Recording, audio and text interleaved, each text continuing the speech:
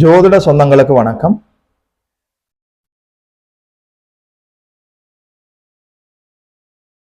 சூரிய பகவானும் குரு பகவானும் சேர்ந்து அமர்கிற போது சிவராஜ யோகம் ஏற்படுகிறது. இதுபோல சூரியனும் குருவும் சேர்ந்து அமர்ந்து சிவராஜ யோகம் ஏற்பட்டால் அரசு வழி நன்மைகள், உயர் பதவிகள், லீடர்ஷிப், தலைமைத்துவ பண்பு, அரசியலில் பதவிகள், ஆளுமை, அதிகாரம், அங்கீகாரம், பட்டம், பதவி எல்லாமே இயல்பாக தேடி வருவதற்கான எல்லா வாய்ப்புகளும் இருக்கிறது. குருவும் சூரியனும் சேர்ந்து அமரலாம். மிக நெருங்கி சூரியனிடம் குரு அஸ்தமனமாகி விடக்கூடாது.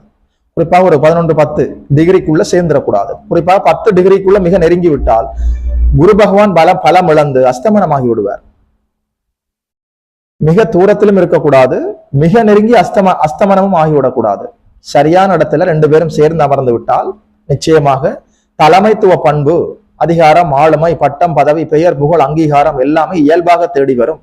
குறிப்பாக சூரியனுக்கோ குருவுக்கோ அது ஆட்சி வீடாக இருந்து விட்டால் அல்லது ஸ்தான பலத்தோடு உச்ச வீடாக இருந்து விட்டால், கடகத்திலோ, தனுசிலோ, மீனத்திலோ, சிம்மத்திலோ அல்லது மேசத்திலோ, இது போன்ற இடங்கள்ல குருவும் சூரியனும் சேர்ந்து அமர்ந்து சிவராஜ யோகம் ஏற்பட்டு விட்டால் நிச்சயமாக லீடர்ஷிப் குவாலிஃபிகேஷன் என்பது உங்களுக்கு இயல்பாக இருக்கிறது. தலைமைத்துவ பண்பு, அரசு, தனியார் இந்த 2 அமைப்புகளையும் தலைமைத்துவ பண்பு உங்களை இயல்பாக தேடி வரும்.